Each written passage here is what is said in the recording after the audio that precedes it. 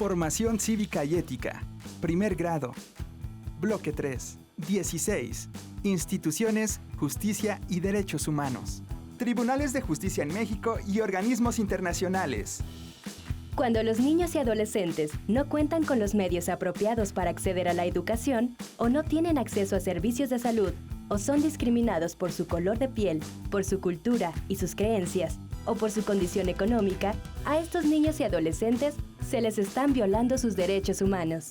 Para proteger los derechos humanos de los niños y adolescentes, se han creado instituciones, organismos, tribunales que buscan garantizar que estos derechos humanos sean respetados.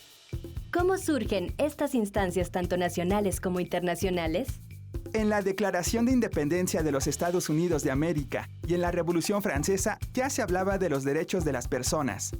Se dice que los seres humanos son iguales y tienen derechos inalienables, es decir, que no se pueden negar, como la vida y la libertad.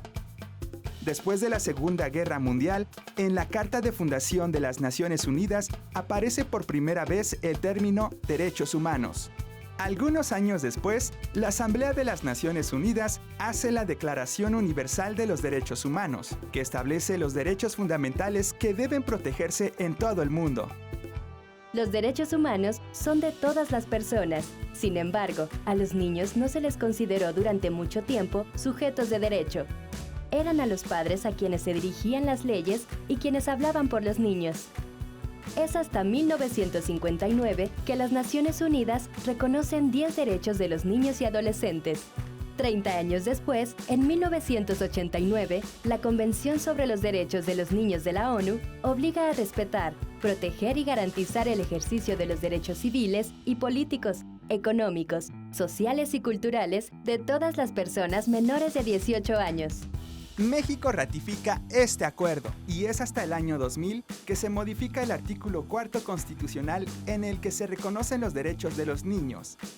Con esta reforma, se publica la Ley para la Protección de los Derechos de las Niñas, Niños y Adolescentes, que fue derogada para dar pie a la Ley General de los Derechos de Niñas, Niños y Adolescentes, que los reconoce como personas responsables de decidir y opinar lo que consideran mejor para ellos.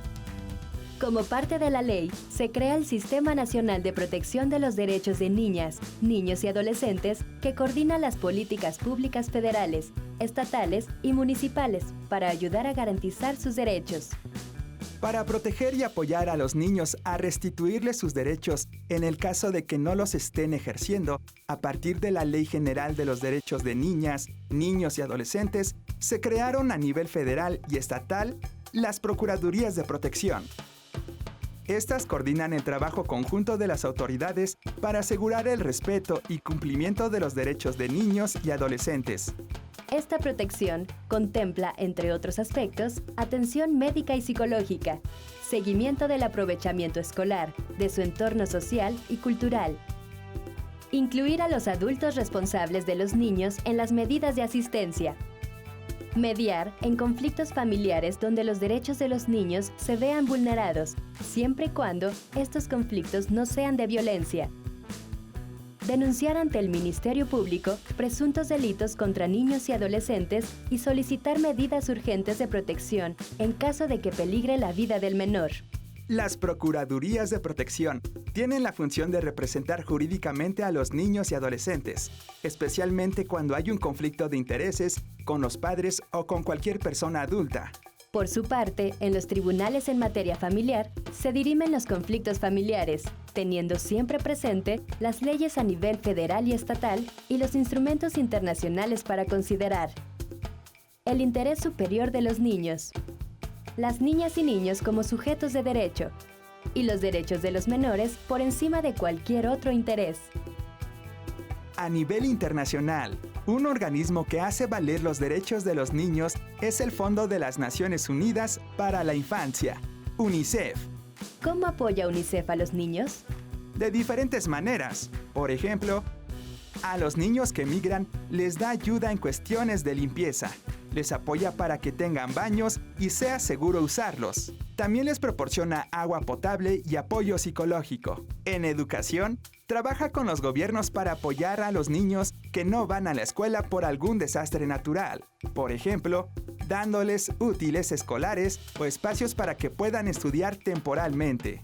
Otro punto importante del trabajo de UNICEF es informar sobre cómo tramitar un acta de nacimiento, documento indispensable para que los niños puedan ejercer su derecho a la identidad.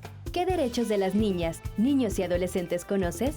¿A qué se refiere el derecho a vivir en condiciones de bienestar y a un sano desarrollo integral?